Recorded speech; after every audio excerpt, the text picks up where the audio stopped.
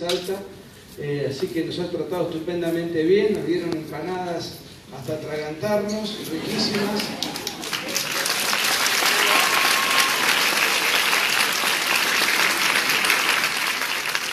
Casi no me entraba el saco. Muchas gracias Andrés Zuliani, muchísimas gracias por estar acá. Y un aplauso.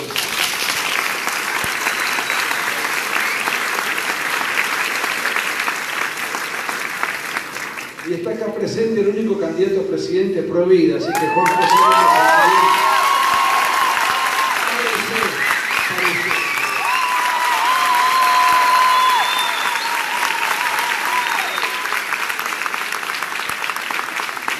muchas gracias de todo corazón.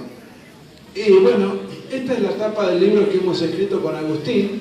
Lo hemos escrito en el año 2016. Hace 3 años que no paramos de girar de hotel en hotel, de avión en avión, de bus en bus. Así que yo puedo decir, sin temor al prejuicio, que hace 3 años que convivo con Agustín. En el marco de una amistad castísima y celibataria, ¿no? Pero la convivencia existe como tal. ¿Qué me vas a regalar flores ahora? Y esta es la tapa. Cuando uno termina un libro y hace todo el trabajo, el ensayo, la investigación, la redacción, y lo manda, y ya dice, bueno, listo, entonces terminó, vamos a darle un corte, viene la parte más difícil, aunque parezca mentira, y la más importante de todas, que es la tapa del libro. Decir que la tapa del libro es lo más importante de un libro puede sonar como un acto de frivolidad, pero la realidad es que si la tapa no es atractiva, el nombre no es atractivo, el marketing no es atractivo, ese libro no lo lee absolutamente nadie y el autor del libro fracasa. Y nosotros dijimos, bueno, ¿qué le vamos a poner? Esta fue la idea que prácticamente ni la discutimos, nos gustó mucho. Corríamos el riesgo de que el libro no fuera tomado en serio porque esto parece más una caricatura que una tapa de un libro que pretendía ser académico, documentado, que pretendía tener rasgos de seriedad. Y ustedes pueden, bueno, Agustín, creo que no sé si empezaste hablando del título del libro, pero yo me voy a referir a la estética. La estética, bueno, ustedes lo pueden apreciar, es el Che Guevara coqueto, ¿no? Un Che Guevara coqueto con los labios pintados, los ojos más o menos ensombrecidos, en lugar de tener la estrella revolucionaria en su boina, tiene el puño feminista y está embanderado no en la bandera cubana ni en la bandera soviética, sino en el trapo sodomítico. Es un Che Guevara distinto, un Che Guevara que se ha trasvestido, y esto es coincidente con el espíritu del libro. La izquierda se ha trasvestido y entonces ha cambiado su estética, ha cambiado su discurso, ha cambiado sus banderas y ha cambiado sus clientes. Esto lo explicó muy bien Agustín. Si antes los clientes eran la clase obrera, ahora los clientes son otro tipo de minoría. Por eso la tapa del libro refleja un poco la tesis que nosotros teníamos. Y además, ¿qué representa la tapa del libro? La tapa del libro representa las marchas de género que se están llevando adelante ahora. Esto es la tapa del libro. Es una marcha gay, acá ven los trapos multicolores, y acá ven incluso un personaje disfrazado del Che Guevara y levantando el estandarte del Che Guevara, con una particular contradicción historiográfica. El Che Guevara despreciaba a los homosexuales. Tanto es así que en Cuba, después de la Revolución del 59, el genocida Fidel Castro le encargó al Che Guevara que diseñe campos de concentración para trabajo forzado, para trabajo esclavo, bajo la consigna: la revolución no necesita peluqueros. Esa era la consigna de la época, y en los campos de concentración, en la puerta, decía: el trabajo os hará hombres. Sin embargo, ahora lo vemos en las marchas de género, y eso es más o menos lo que reflejaba la tapa del libro. Y si tienen tiempo y ganas de conocer un poco más sobre esto, les recomiendo esta película que está en internet, está en YouTube. Se llama Conducta Impropia, 2 horas tremendas en donde se muestran los campos de concentración, los testimonios de los homosexuales confinados en trabajo esclavo, los testimonios de los homosexuales expulsados como la escoria de la revolución en barcos hacia Miami. bueno, es realmente escalofriante, y todas las, digamos, los fundamentos que daba Fidel Castro para llevar adelante esas racias que él recién reconoció como un mea culpa en el año 2010, ¿no? 50 años después de la revolución. ¿Y qué es la conducta impropia? La película se llama Conducta Impropia porque la conducta impropia era el nombre del delito tipificado en el Código Penal cubano. ¿Y qué era la conducta impropia? La sodomía. El que incurría en una conducta impropia violentaba el Código Penal, y el Código Penal sancionaba con 1 año de trabajo esclavo a los que incurrían en ese tipo de prácticas. Interesa esto porque vamos a ver ahora la gran mutación que han hecho estos mismos sectores. Ahora, esto no era algo de Cuba, no era algo de Fidel, ni tampoco era algo del Che. Esto era algo del comunismo internacional. Este mapa de 1980 muestra cómo estaba más o menos distribuido el escenario en la época de la Guerra Fría. Los países que están en color rojo, más allá de los matices, algunos son del Pacto de Varsovia, otros son países vinculados con la Unión Soviética, y después estaba el bloque chino. Bueno, los países que están en color rojo son todos los países comunistas con sus respectivas variables y matices. Más o menos controlaban un 30% de la población mundial, casi un 40% de la superficie terrestre. Le pusieron muros al mundo, masacraron 100 millones de personas. ¿Y la mujer qué papel tuvo cuando la izquierda tuvo el poder? Y no solamente tuvo el poder, sino que tuvo el poder absoluto. ¿Qué papel tuvo la mujer? Ninguno. Absolutamente relegado, absolutamente marginado, absolutamente subalterno. Un papel absolutamente de reparto. Ninguna mujer comandó ninguno de todos estos países, ninguna mujer manejó una nomenclatura, ni el Partido Comunista, en ninguna nación en donde este sistema de vida se impuso. ¿Y los homosexuales? A los homosexuales les iba peor, sabemos el caso cubano, pero en el caso de la Unión Soviética, al individuo que, en el artículo 121 del Código Penal soviético, el individuo que incurría en una relación homosexual era castigado a 5 años de trabajo forzado en la Siberia. Y esto no es algo que se derogó, no es algo antiquísimo, es algo muy reciente. El delito de sodomía recién se derogó en la Unión Soviética, cuando la Unión Soviética no existía más. En el año 1993, Boris Yeltsin deroga el delito de sodomía. Y el otro gran bloque de la época era el bloque chino. En China, la homosexualidad era castigada con pena de castración. ¿Cómo un individuo homosexual, si es un sujeto pasivo, a pesar de la castración, puede tener relaciones sexuales? Eso ya era reincidencia y en ese caso ejecución sumaria. Lo ejecutaban sin más. Este último delito se derogó en 1997. Fíjense la cantidad de lo que estamos hablando. Fidel Castro hace el mea culpa en el 2010, la Unión Soviética en el 93 deroga el delito de sodomía, y China en 1997. Estamos hablando de hace 20, 25 años. Y 20 o 25 años después, los mismos sectores ideológicos que a la mujer marginaron y a la homosexualidad criminalizaron, ahora se presentan en sociedad siendo los abanderados de la emancipación femenina y son los que encabezan las marchas del orgullo gay. Fíjense en cuán poco tiempo han logrado este trasvasamiento, este travestismo ideológico, político, discursivo, sin que nos hayamos dado cuenta. Agustín hizo un repaso muy rápido, en el libro obviamente esto está mucho más amplio, acerca de cómo los intelectuales de izquierda han ido transformando su manera de pensar y sus estrategias para llevar adelante una revolución, inclusive usando a las mismas minorías que antes despreciaron y criminalizaron. Ahora, ¿cuándo empieza esto a verse desde el punto de vista político? Porque una cosa es lo que señaló Agustín, los intelectuales maquinando, pensando, diseñando, reconvirtiendo su estrategia, sus conceptos. Pero ¿cuándo lo empezamos a ver nosotros en las calles? Bueno, hay un año en el cual nosotros marcamos un punto de inflexión y es el año 1992, porque en el año 1992 ocurre un episodio de regambre internacional y mundial, que es la caída de la Unión Soviética. Entonces, fíjense la tapa del diario Clarín, esto es agosto del 91, o sea, fin del 91, y en el año 92 la Unión Soviética se desarma. Dice, la Unión Soviética deja de existir. Esta etapa obviamente fue replicada en todos los diarios del mundo. Como nota de color, en la parte izquierda de la tapa de Clarín dice, negocian con los raptores de Macri.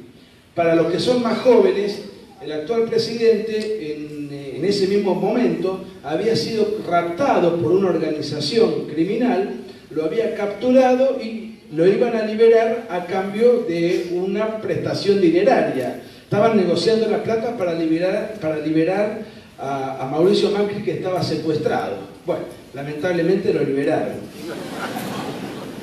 Pero esto no viene al caso, esto no tiene que ver con el tema que nos ocupa, es simplemente una nota a pie de página, digamos. La Unión Soviética deja de existir y fíjense la cantidad, o sea que el año 92 para nosotros es clave, es crucial, y todo aquello que fue pensado en la década del 50, 60, 70, 80, que nos enseñó Agustín, aparece ya en escena a partir del año 1992 a través de diferentes caretas que vamos a ir viendo muy rápidamente. Fíjense la cantidad de cosas que aparecen en América Latina en 1992.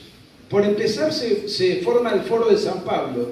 El Foro de San Pablo es un cónclave del comunismo internacional financiado con el dinero de las FARC. El ideólogo de esto ha sido Fidel Castro y el operador político es Ignacio Lula da Silva. Acá está en el Foro de San Pablo, el 24 de julio del 93. Ignacio Lula da Silva es un personaje de público conocimiento. Con el apoyo del Foro de San Pablo llegó a ser presidente de Brasil. Hoy está preso por delincuente. En el año 1992 se lleva adelante en Río de Janeiro el primer Congreso Internacional de Ecología Popular. Aparece el ecologismo como expresión política de conflicto en América Latina, y después de haber reventado 100 millones de personas, ahora los comunistas se preocupaban por la tala de árboles.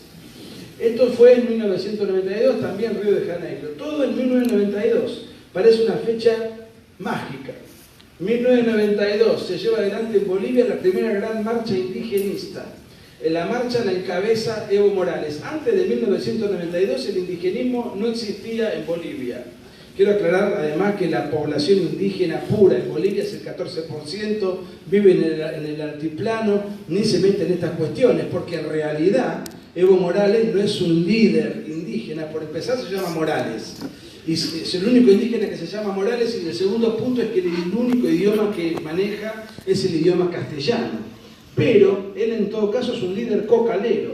Y entonces inventaron la fecha para llevar adelante una marcha espectacularmente masiva para reivindicar las tradiciones ancestrales, la Pachamama, etc.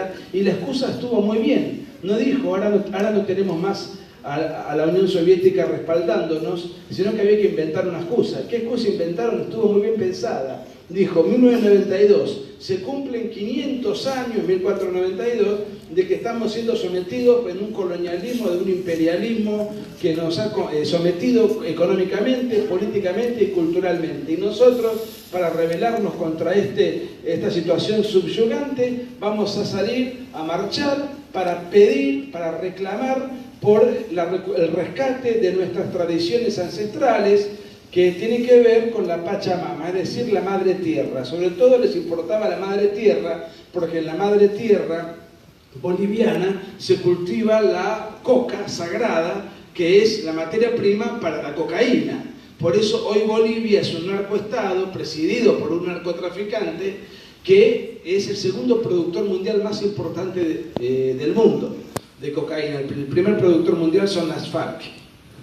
Pero esto, cuando nace el indigenismo, nace en 1992. Entonces tenemos que en el 1992 nació el Foro de San Pablo, nació el ecologismo, nació el indigenismo y nació el proyecto chavista. ¿Cómo 1992 si Chávez recién fue presidente en el 99? Sí, correcto, pero la primera sublevación militar que Hugo Chávez lleva adelante es en 1992. Lleva adelante una sublevación militar contra el presidente Carlos Andrés Pérez. En esa sublevación mueren 20 oficiales, Hugo Chávez se rinde y pacta la rendición a cambio de que le den cámara para hacer una conferencia de prensa. Hizo una conferencia de prensa, eso le dio celebridad, fama internacional, lo metieron preso durante 2 años, en el 95 por la presión internacional de la izquierda y del Foro de San Pablo fue indultado por el presidente, empieza su meteórica campaña, en el 98 ganan las elecciones, asume en el 99 y encabeza un proyecto político que hoy todavía está vigente, 99-2019, hace 20 años, con resultados a la vista, O sea que en 1992 que nace también el proyecto chavista o el proyecto bolivariano o nace el socialismo del siglo XXI, pónganle el nombre que ustedes quieran. Y ahora nos empezamos a acercar al tema que nos convoca, que es la ideología de género. En 1992 en Buenos Aires por primera vez se lleva adelante una marcha por el orgullo gay. La encabezan 2 hermanos, Carlos y Roberto Jáuregui. Uno ha sido homenajeado por el intendente porteño Rodríguez Larreta en una estación de subte. Su mérito mayor ha sido crear la comunidad homosexual argentina y morir de SIDA. Fíjense, esta fue la primera marcha del orgullo gay. Inclusive en aquella época existía algo de pudor. Fíjense acá este señor que está con una suerte de careta para no... en fin, para que su rostro no se exhiba. ¿Qué pasa? ¿Quién está saboteando la pantalla? Pues bien, este señor fundó la comunidad homosexual argentina. Su hermano, Carlos Jáuregui, fundó la Fundación Huésped, que hoy es la fundación que prepara los textos de género contratados por el gobierno nacional.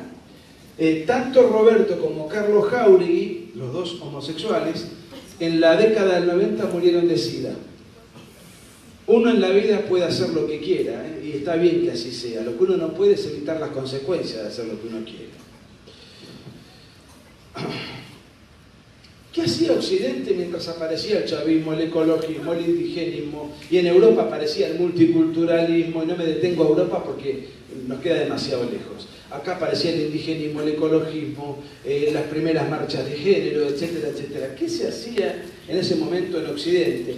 Se estaban siguiendo, haciendo un seguimiento acerca de estas nuevas expresiones de conflicto, para nada. Estaban celebrando la caída del muro de Berlín, emborrachados con el triunfo, y mientras tanto los intelectuales leían a Francis Fukuyama, que publicó un libro, El fin de la historia y el último hombre, un libro súper optimista que decía, listo, se terminó el comunismo, de ahora en adelante la historia ya ha culminado, de ahora en adelante nos tenemos que dedicar a disfrutar del modo de vida occidental, de la democracia, de la libertad y de nuestras tradiciones, cada uno con su país respectivo, y perfeccionar el mundo que tenemos, pero ya la historia ha terminado.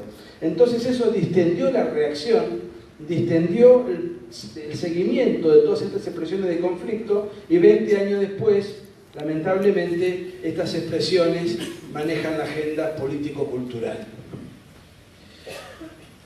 La ideología de género, ¿qué ataca? Bueno, ataca muchas cosas, y entre algunas de ellas ataca la libertad, y a eso se refirió mucho Agustín. Yo me voy a referir a 2 ataques específicos. Por empezar, ataca la percepción de la realidad a través de la adulteración del idioma, del fraude idiomático.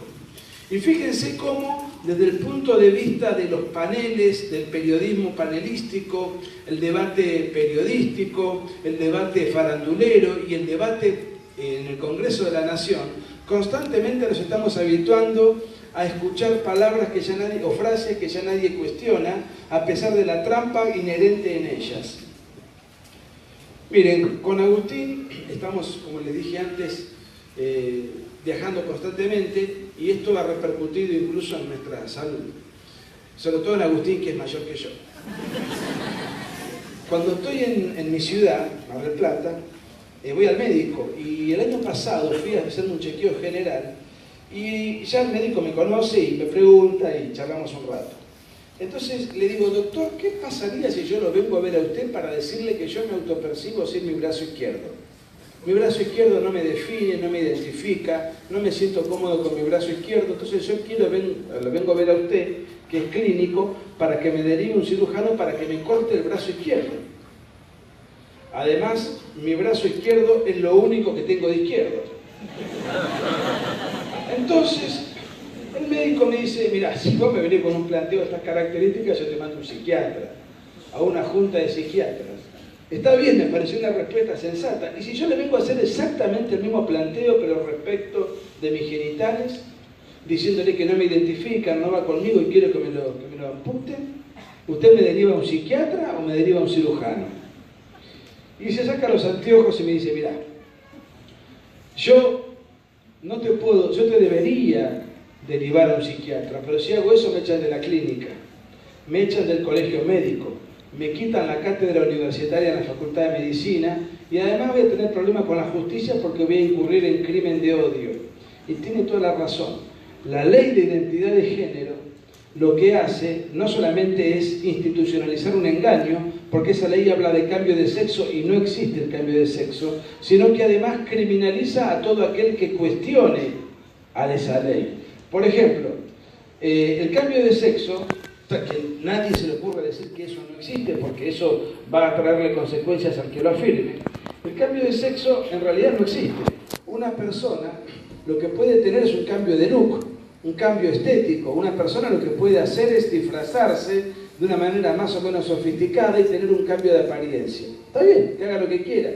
Ahora bien, el cambio de sexo técnicamente no existe, y si alguien niega la existencia del cambio de sexo, ese alguien va a tener problemas con la justicia porque va a incurrir en crimen de odio. ¿Qué es el crimen de odio?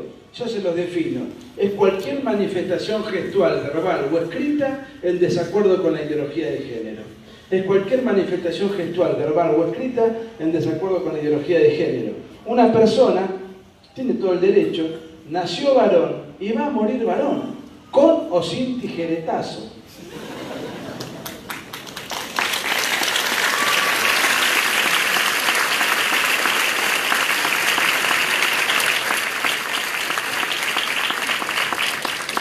Esto lo discutí el otro día por radio y estaba desesperado el locutor con mis argumentos porque tienen pánico los periodistas de tener que quedar parados como que están congraciándose con el entrevistado.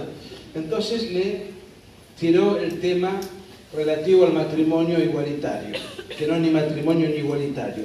Por empezar, el matrimonio, como su nombre lo indica, viene de matriz. El matrimonium, ¿qué es la matriz? La matriz es el útero materno, por eso se llama matrimonio. Viene de maternidad.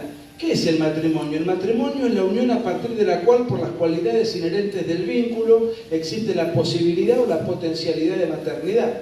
Es la unión a partir de la cual, por las cualidades inherentes de ese vínculo, existe la posibilidad o potencialidad de maternidad. Solamente puede existir tal cosa en un vínculo entre hombre y mujer. En cambio, en otro tipo de vínculos como estos, no puede haber matrimonio sencillamente porque es un vínculo que por cualidades esenciales no puede haber ninguna posibilidad de maternidad.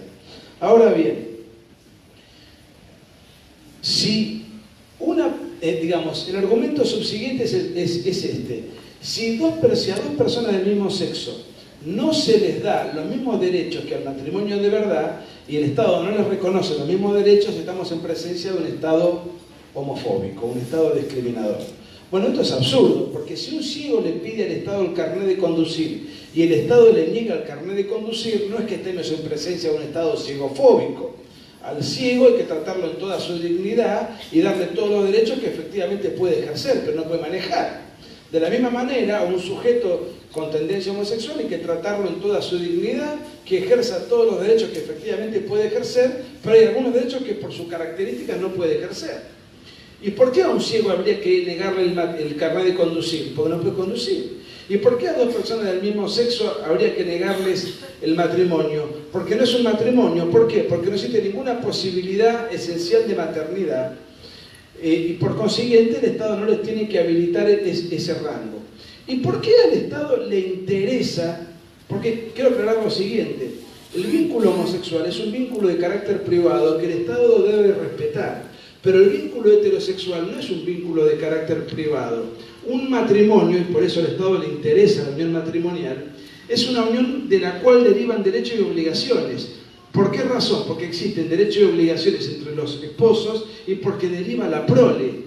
Y a él le interesa al Estado La prole porque son las futuras generaciones. Es una cuestión de bien común. Por eso de la unión entre hombre y mujer ocurren derechos y obligaciones de los padres hacia los hijos, alimenticios, afectivos, etc.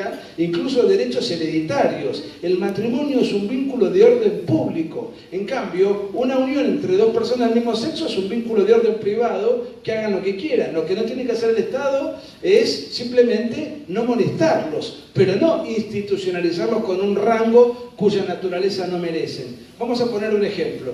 Nos encanta Salta, nos han tratado muy bien. Yo la tercera vez que vengo me siento muy cómodo, muy a gusto y además me encantan las empanadas. Y además las salteñas son muy guapas. Entonces, con Agustín decimos, bueno, quedémonos acá. Y como somos amigos, mañana vamos a la dependencia pública más cercana para decir que como somos amigos queremos que venga un escribano, que se le abra un acta y que se institucionalice nuestro vínculo de amistad. ¿Y a mí qué me importa?, va a decir un funcionario. No, pero además vamos a escribir otro libro juntos. ¿Y a mí qué me importa? Bueno, no, pero alquilamos un departamento para ahorrar gastos y vivimos juntos. ¿Y a mí qué me importa? Bueno, además dormimos juntos, que es mentira. Pero digamos, ¿a mí qué me importa? O sea, es un vínculo de carácter privado sin consecuencias jurídicas. Pues bien, entonces el matrimonio por esencia, por definición y por función es el matrimonio homosexual por esencia, por definición y por función es un artificio legal. Es un artificio legal. Las leyes pueden ser leyes, hay abogados acá o estudiantes de derecho. Lo primero que cuando uno entra en la facultad le enseñan es que existe el derecho natural y el derecho positivo. Y el derecho positivo, que es el derecho escrito, conforme una ley formalmente promulgada, el derecho escrito puede ser justo o injusto, puede coincidir con la realidad objetiva o no. Supongamos que mañana el Congreso, un proyecto de Zuliani, se deroga en Salta la ley de gravedad. Si yo sigo caminando por acá, ¿ustedes creen que yo me voy a reventar contra el piso o que voy a flotar porque la ley de gravedad ha sido derogada por el Congreso local? Por supuesto que me voy a reventar contra el piso, porque si una ley es injusta o una ley es mentirosa, esa ley hay que derogarla cuanto antes. Y después te dicen, no, bueno, pero si no se le permiten ni se le reconocen a las personas del mismo sexo los derechos propios del matrimonio heterosexual, entonces no van a poder adoptar. Y si no van a poder adoptar, los estamos discriminando en su derecho a la adopción. Y acá hay una mentira que nadie se ha ocupado de desarmar lo suficiente. La adopción no es un derecho del adoptante, la adopción es un derecho del adoptado. La adopción no es un derecho, que es un acto de amor, no hay ninguna duda, que es un acto de generosidad por parte del adoptante, no hay ninguna duda, pero es un derecho del adoptado, no del adoptante. O en todo caso es un derecho del adoptado subordinado, un derecho del adoptante subordinado a los intereses supremos del adoptado. ¿Y a qué tiene derecho el niño cuando hablamos de adopción? A ser adoptado. ¿Qué significa? A que le sea restituido aquello que el niño ha perdido. ¿Y qué es lo que el niño ha perdido? A mamá y a papá. Además les digo algunas cosas que muy rápidamente que están en el libro detalladas. No es gratuito que un niño sea adoptado por una pareja heterosexual a que sea adoptado por una pareja homoparental. Un niño criado en una pareja heterosexual tiene el 1,6% de posibilidades de ser homosexual. Datos del Ministerio de Salud de Estados Unidos. En cambio, según un estudio norteamericano, Cameron y Cameron, de 4.930 casos, los niños criados por parejas homoparentales tienen un 35% de posibilidades de tener tendencia homosexual. ¿Cuál sería el problema? Que hagan lo que quieran. Bueno, no es lo mismo. Les tiro algunos datos muy rápidos. Uno solo, porque no tengo tiempo. El individuo homosexual en Occidente lleva una vida lamentablemente muy triste. Hay que ayudarlo. Vive entre 20 y 25 años menos que una persona heterosexual. Estos son datos de varias universidades que ahora no tengo tiempo de detallar. Pero es un dato objetivo, porque tienen propensión al suicidio, mayor propensión a la droga, mayor propensión a las depresiones, porque el grueso de las enfermedades venéreas se las contagian ellos, porque viven una vida muy caótica desde el punto de vista erótico y afectivo. Bueno, circunstancias que están explicadas que yo ahora no tengo tiempo de desarrollar. Bueno, esto ya fue explicado con la adopción. Y, por supuesto, si yo digo no existe el matrimonio homosexual, no existe el cambio de sexo, les aconsejo la adopción homosexual, ¿qué soy? Homofóbico. Homofóbico es el insulto que me he sabido ganar con mucho esfuerzo durante los 3. ¿Qué hiciste con las flores?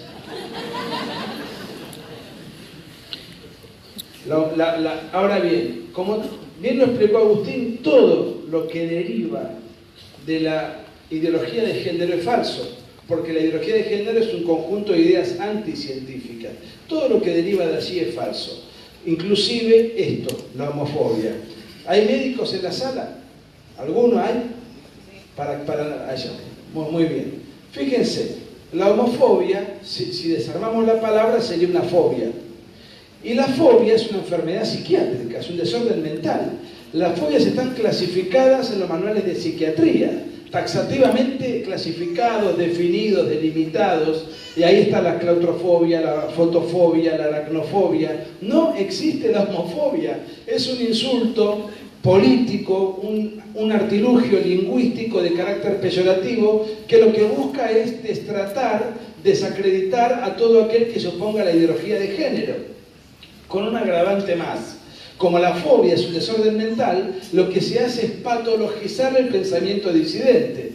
Se está tratando de enfermo al que piensa distinto del catecismo lobista de la ideología de género. Entonces se está patologizando al disidente, pero además se utiliza como propaganda política de manera constante. ¿Se acuerdan ustedes de la masacre de Orlando? A ver, levanten la mano los que se acuerdan.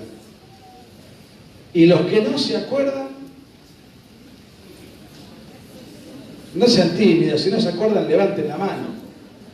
Y bueno, mitad y mitad, mitad y mitad. ¿Saben por qué no se acuerdan? Y los que se acuerdan lo tienen como algo más o menos lejano, seguro. Esto pasó hace 3 o 4 años. Fue un demente a una discoteca gay en Orlando, que explotaba de gente, creo que fue un sábado a la noche, entró con un arma de guerra, disparó y mató 50 personas en un santiamén. En ese interín, un agente de seguridad le pegó un tiro y murió el francotirador. Entonces, todas las redes sociales, el periodismo del sistema, explotaban atacando la homofobia mata, Twitter con las tendencias a full, todo el mundo se ponía en su cara de los perfiles de las redes sociales la bandera multicolor, en fin, era todo un bullicio multimediático exacerbado y extremo, con algunas cuotas de razón, porque que un francotirador entre a una discoteca y mate 50 personas realmente es una masacre, está bien cubierto el evento. Ahora bien, estaba mal explicado, porque se acusaba, decían la homofobia mata, pero a la semana este episodio desgraciado nunca más se habló desde entonces y nunca más se va a volver a hablar, porque se descubrió a la semana que el francotirador era homosexual. Como el francotirador era homosexual, no podemos hablar de homofobia si este de los nuestros. ¿Cómo va a ser homofóbico un homosexual? Entonces resulta que desde entonces, fíjense, ¿cómo? ¿Pero no te importan más las 50 víctimas? ¿No tienen la misma dignidad? ¿Qué importancia tiene si el agresor fue homosexual o fue heterosexual? Se dice a modo de chisme que un amigo de él estaba en la discoteca y él, muerto de celos, entró y hizo todo esto que hizo. Pero más allá de la cuestión, ¿no tienen la misma dignidad las 50 personas que murieron porque las mató alguien de la misma tendencia erótica que ellos? No, no tienen la misma dignidad y no nos interesa el asunto. ¿Por qué razón? Porque nos interesan los hechos en tanto y en cuanto sean funcionales a una causa específica. Como el hecho dejó de ser funcional a la causa de los lobbies de género, nunca me has hablado del tema. Si el asesino hubiese sido un heterosexual, todos los años habría marchas en todo el mundo recordando el episodio, repudiando el evento, recordando los nombres de los muertos, etcétera, etcétera, etcétera. Nunca más habló del tema. Fíjense entonces cómo hay una intencionalidad política en todas y cada una de las marchas que se llevan adelante. Y encima en algunos países de Europa se reparten pastillas para curar la homofobia. Esto es en Italia, en Francia, bueno, esto tampoco tiene una resolución científica. Esto es sencillamente político y lo que busca es ir concientizando que la homofobia es una suerte de patología que hay que curarla. Rigor científico no tiene ninguno, pero tiene en todo caso una funcionalidad política. Yo, aunque me den una sobredosis, voy a seguir pensando lo mismo, pero la funcionalidad es esa. Y ahora vamos a hablar 2 o 3 minutos solamente de cómo ha sido el debate del aborto en algunas palabras que se utilizaron constantemente. Por empezar, se dijo que el aborto es y se dice y se va a seguir diciendo, porque este es un debate que no se agotó el año pasado, ni mucho menos, que es un derecho de la mujer. ¿Derecho a disponer de su cuerpo? Pero resulta que el niño que está en estado de gestación no es parte constitutiva del cuerpo de la mujer. La ciencia ha confirmado, a partir del momento de la concepción, hay un nuevo ser humano, empieza la multiplicación celular, empieza la respiración celular, empieza el ciclo vital de una persona que ya está en pleno desarrollo. Ahora bien, por consiguiente, ni es un derecho de la mujer, ni es un derecho a disponer del cuerpo de la mujer. Sin embargo, es presentado como un problema de salud pública. Tenés razón. Miren qué bien funciona la pareja. Me apunta acá Agustín que me olvidé de algo muy interesante, porque constantemente se habla de la interrupción del embarazo. No es la interrupción del embarazo el aborto. La interrupción es el cese transitorio de un proceso para su posterior reanudación.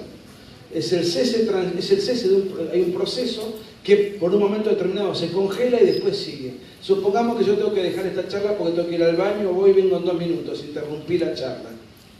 La charla se reanuda. Hay un partido de fútbol, juegan los 2 equipos más importantes de Salta y resulta que las hinchadas se tiran piedras, botellazos, una gran batahola. Y el árbitro, el referí, decide interrumpir el partido 5, 10, 15 minutos hasta que los espíritus se calman.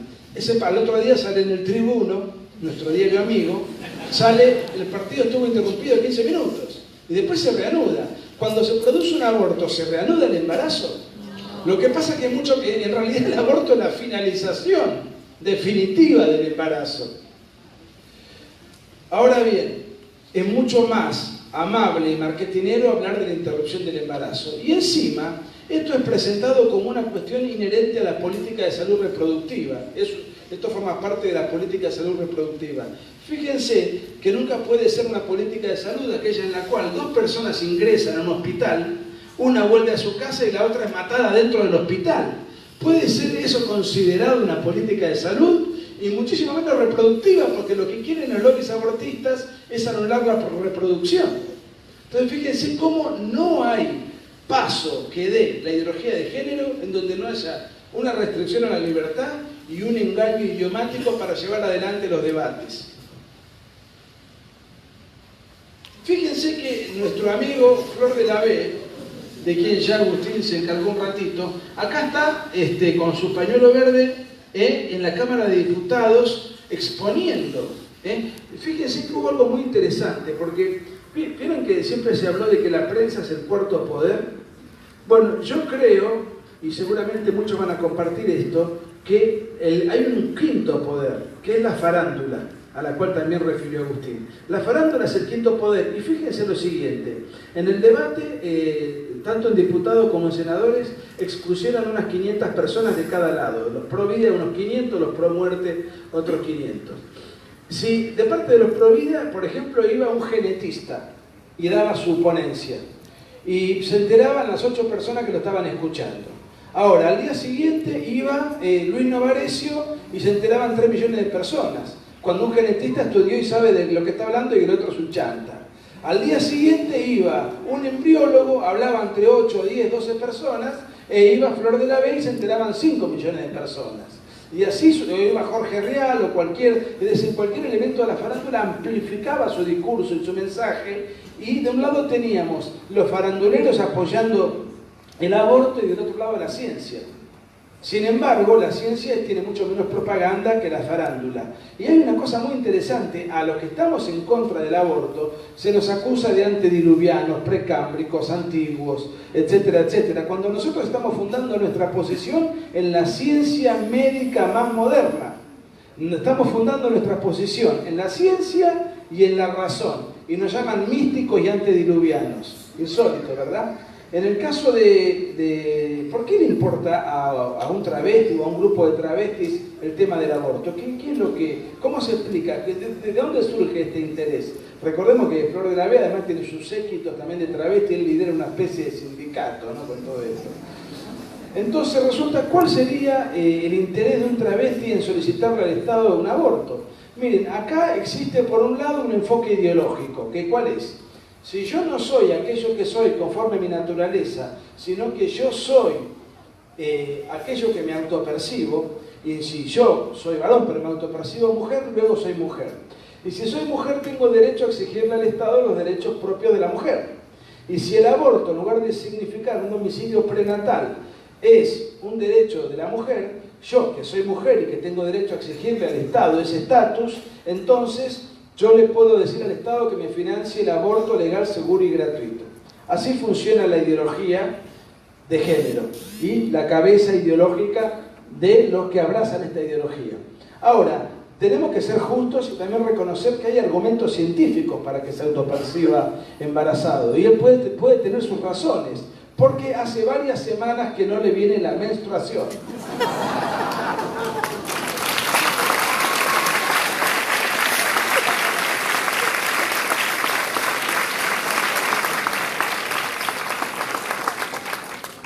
Gracias. No sé si me aplauden a mí o a Flor. Gracias. Bueno, ¿usan redes sociales? ¿Sí? ¿Facebook? ¿Twitter? ¿Instagram? Usted, Juan José, tiene que usar más Twitter, ¿eh? Use más Twitter. No sea perezoso. Bueno. ¿Twitter usan también? Nunca conocí en ninguna charla a alguien que levante la mano y diga yo sí uso Twitter. Para mí que hay unos cuantos vergonzosos. En Argentina, que en la materia de género estamos muy avanzados, y esto lo informa el diario La Nación, 54 son las identidades de género actualmente en Argentina. En Inglaterra son 75, es el primer país del mundo. Nosotros somos el país número 54. O sea, encima que nos roban las Malvinas, nos ganan en el ranking de género. Entonces, bueno, la ONU reconoce 103, creo, 110, no sé. 110 son ahora, bueno, la verdad que esto avanza de una manera. Les voy a leer las 54 identidades de género que tenemos nosotros y que ya se está debatiendo ampliarlo a 67. En Argentina uno puede ser femenino, masculino, hasta ahí vamos bien. Androginx, vieron que se usaba en una época la X como una suerte de vocal universal, ¿no? Androginx, andrógino, andrógina, trans.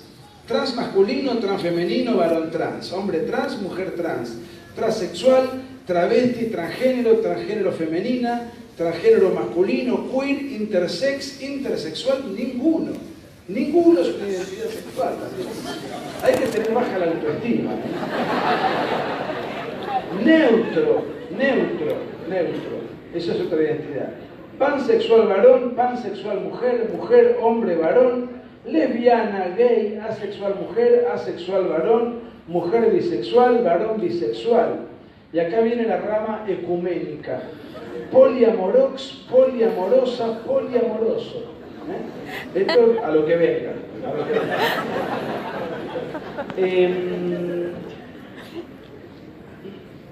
Bueno, mujer heterosexual, varón heterosexual, mujer homosexual, varón homosexual, puto, torta, traba.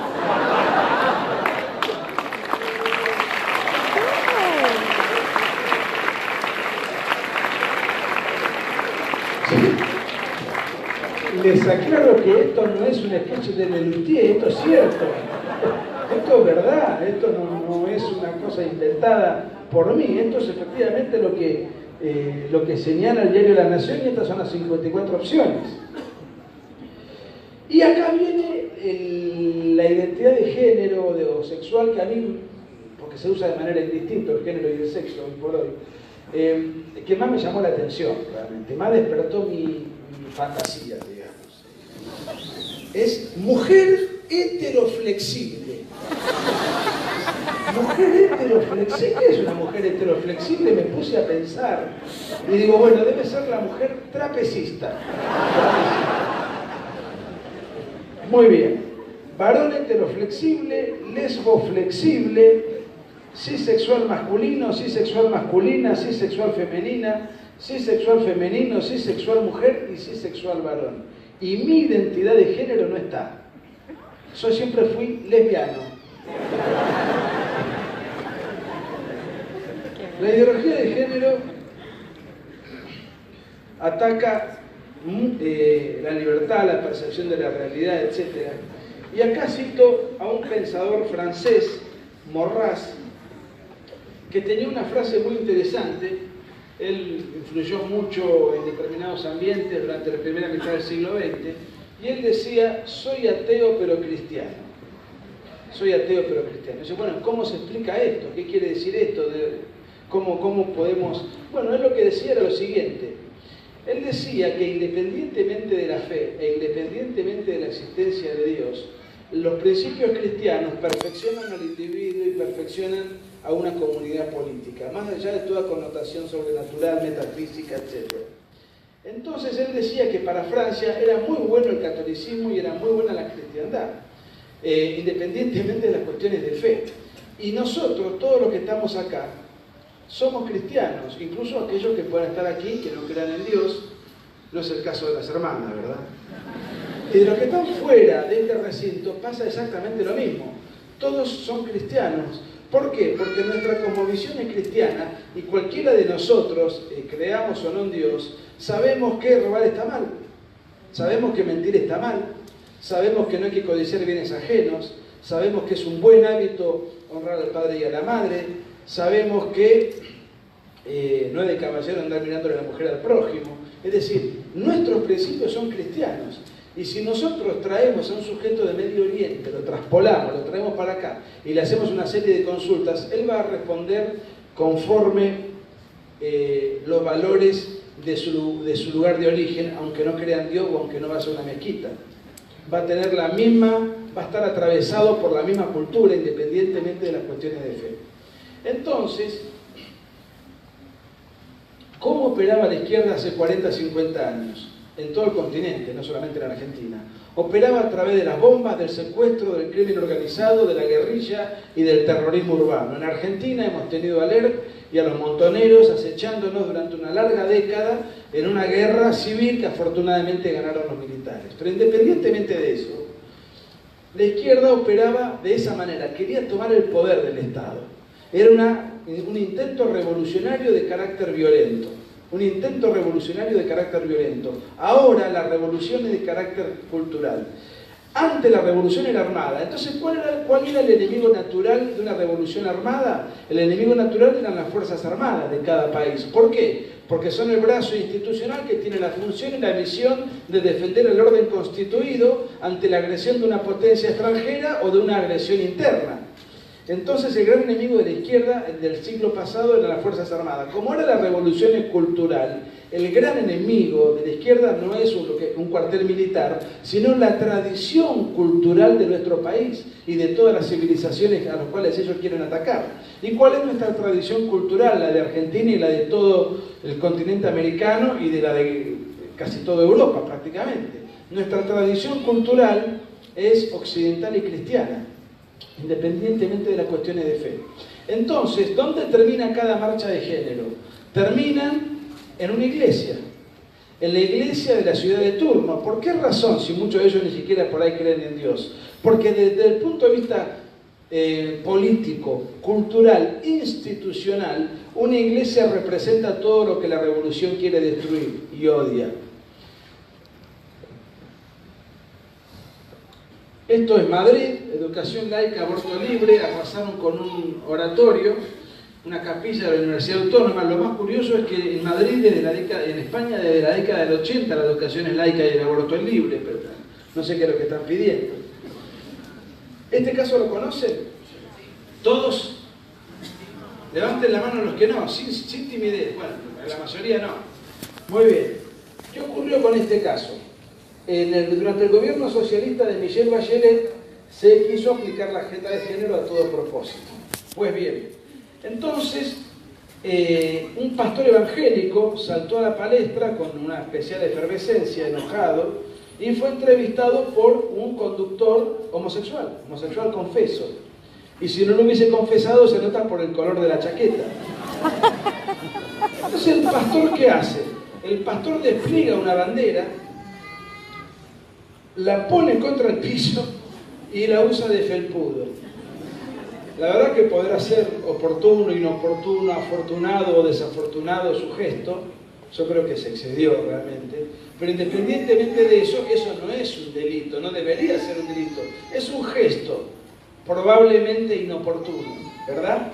Bueno, pero es un delito conforme a los cánones actuales del delito de odio, porque le cayó la justicia encima, está próximo a ir preso, y el periodista, que se sintió muy incómodo, tuvo que llamar al corte, lo echaron del canal, al pastor, toda la farándula solidarizándose con el periodista, porque el periodista se sintió herido en sus sentimientos, y entonces, en su moral, en sus sentimientos más íntimos, entonces le inició un juicio multimillonario al pastor. Sin embargo, el periodista, con quien todo el mundo se solidarizó y que le hizo el juicio millonario al pastor, porque entendió esto como una burla, semanalmente tiene un programa de televisión cómico. Hace de sacerdote, se burla de la condición de sacerdote. Este que está aquí hace de pareja del sacerdote, y la monja, conforme el sketch, a la noche baila en un cabaret el caño. Por supuesto, esto no tiene nada de injurioso, porque esto es considerado arte de protesta. Arte de protesta. Bueno, esto fue durante la campaña de Bolsonaro. Tenía una alianza muy fuerte con los evangélicos, bancada evangélica en retroceso, dice acá el muchacho, en una de las manifestaciones en contra de Bolsonaro. Esto es muy interesante y sucede en Europa. Acá lo titulé como una contradicción aparente, porque ¿qué ocurre? Este cartel dice no a la islamofobia, ni al racismo, ni al fascismo, sí a la igualdad y a la diversidad. Como pueden apreciar, hay trapos multicolores. Acá marchan tres sectores. Marcha el sector LGBT, el sector feminista, y marchan los sectores pro-islam.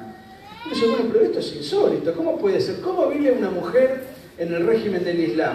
Bueno, desde que nace le cortan el clítoris, nunca puede mostrar más allá del dedo meñique, no puede votar, no puede heredar, no puede hablar, no puede marchar. ¿Y cómo es que está aquí? ¿Y qué pasa con el homosexual? La homosexualidad peor todavía, porque en los países donde prima el Islam, en esos países la homosexualidad está castigada con pena de horca. Un país emblemático es Irán, en donde el promedio es 300 homosexuales ahorcados por año, en plazas públicas, con el verdugo, el encapuchado, con toda la escenografía precámbrica, digamos. ¿Y cómo es que marchan todos juntos entonces? Porque en realidad los tres odian lo mismo, que son los principios fundantes de nuestra civilización, que es la civilización cristiana. Y aunque tengan historias distintas, lo importante ahora es juntar fuerzas para un mismo objetivo. Por eso marchan juntos. Y el tema de la apertura del Islam es un problema europeo, todavía no llegó a nosotros, se llama multiculturalismo. Bueno, esto lo conocen. 2017, el Día de la Mujer, el 8 de marzo del 2017, el Día Internacional de la Mujer. Acá vemos una mujer auxiliada por unas amigotas, disfrazada de la Virgen María y parodiando hacer un aborto. ¿A quién está abortando? Esto no es crimen de odio, esto es arte. Bueno, acá vemos dos lesbianas haciendo de monjas en una de las manifestaciones habituales. Acá vemos, esto es Vilma Ripoll, de tendencia trotskista, y vemos todos las banderas de su partido y mujeres en paños menores burlándose del Papa y exigiendo el aborto legal, seguro, libre y gratuito. Este es un chico que es homosexual, que fue a defender la catedral ante una marcha de estas donde efectivamente se llevan adelante vejámenes contra los templos, y fue con la bandera papal, lo reventaron a trompada, lo dejaron durmiendo en el piso. Ignacio Montagut, nosotros lo conocemos, es católico y homosexual, pero él fue a defender su fe. ¿Y cómo es que lo reventaron a trompada si él es homosexual? Es que no importa lo que sos, lo que importa es si sos o no funcional a la causa que ellos defienden. Bueno, esto es la Catedral de Notre Dame, las imágenes se repiten, los ultrajes se repiten. Esto fue acá, esto fue acá, esto es Venezuela, esto es la Catedral de Buenos Aires, seguramente recuerdan esta imagen, Esto no es crimen de odio. Acá tenemos también una lesbiana disfrazada de papa, esto es México, esto es Mar del Plata, mi ciudad. Miren, les cuento algunas cosas. Cuando yo vi esta foto, mi primera reflexión fue, si existe el patriarcado, y el patriarcado subyuga a la mujer, la somete, la esclaviza, en fin, si la oprime, por lo menos tenemos que aceptar como buena noticia que bajo el patriarcado la mujer no pasa hambre.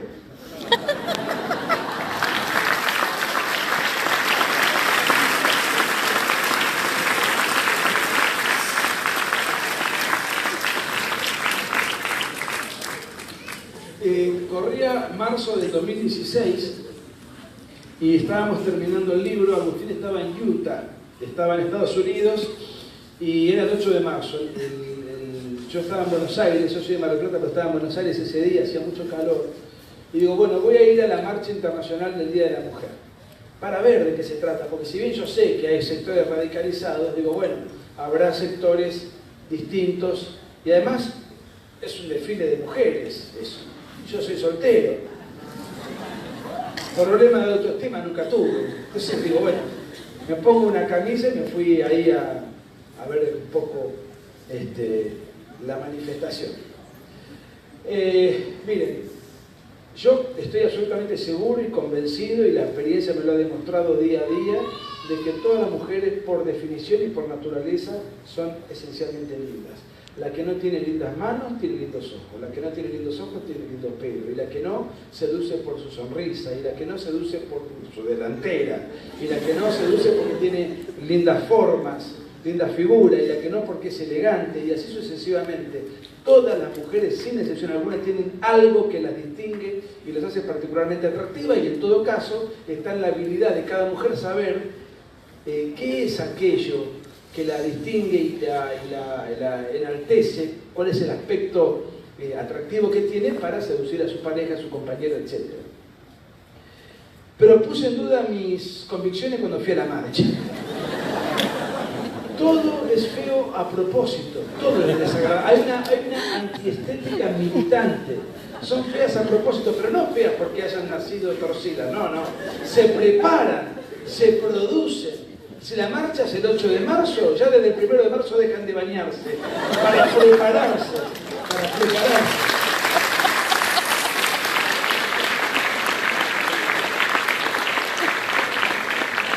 Yo quise hacer una suerte de paseo sociológico y me encontré haciendo un paseo zoológico. Estaba horrorizado y en un momento determinado, en contraste, veo una columna de mujeres recién salidas de la peluquería, brillosas. Me acerqué entusiasmado, era la columna de los travestis.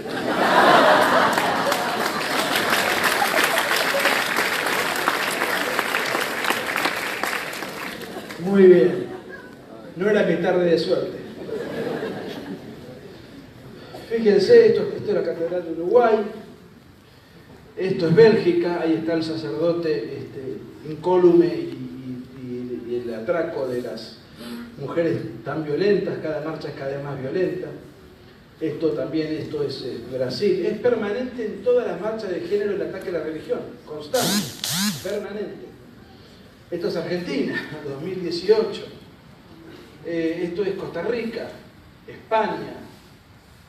Esto, hasta un tetazo en el Vaticano se dieron el gusto, realmente lamentable.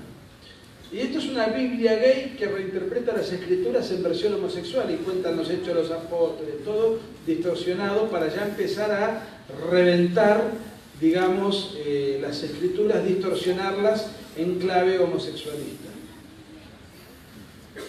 Bueno, y este es un mapa que no se difunde en absoluto. Les cuento que en el año 2019, después de Cristo, hay 75 países donde la homosexualidad es castigada y condenada en el Código Penal. ¿Conocen a esos países ustedes? ¿Los han escuchado nombrar? Irán ya lo dije, no vale. Miren, hay 75 países. Los países que están en color negro son países donde la homosexualidad es castigada con pena de muerte, que son 8. Los países que están en color rojo son aquellos donde la homosexualidad es castigada con pena de cárcel. 67 con pena de cárcel, que son los rojos, 8 con pena de muerte, que son los negros, los países de color negro. Fíjense que, primero, esto no se difunde jamás. Segundo, ¿conocen alguna marcha en repudio al trato injusto, por supuesto, que reciben los miembros de la comunidad homosexual en alguna embajada de alguno de estos 75 países?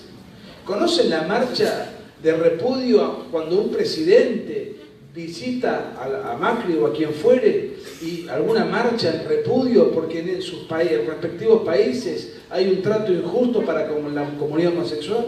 No. ¿Qué características tienen los 75 países donde la homosexualidad es castigada? En ninguno de esos 75 países ha llegado la cristiandad. ¿Qué características tienen el resto de los países, la mayor parte de los países del globo terráqueo donde el Estado no se mete en las sábanas de la gente?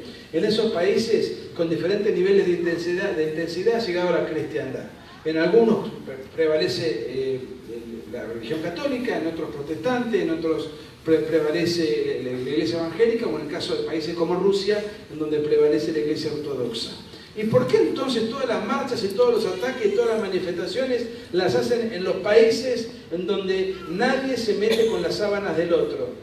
Y no en los países donde verdaderamente deberían protestar, al menos en las embajadas, etc. ¿Por qué hacen eso? Porque el objetivo, o uno de los objetivos de la ideología de género, es atentar contra los principios fundantes de la civilización cristiana. Como estos países no son cristianos, me importa un rábano lo que pasa allí. Nuevamente pasa lo mismo que explicaba hoy. Acá no importa la suerte de la mujer, ni de los homosexuales, ni de las minorías. Acá lo que importa es atacar blancos específicos, disfrazados ideológicamente de liberación, de diversidad, de ampliación de derechos, etcétera, etcétera. Termino con una frase del pensador mexicano Octavio Paz que decía que la dictadura perfecta es aquella que no se nota que es una dictadura. Y eso me hace acordar mucho de la ideología de género. Muchas gracias.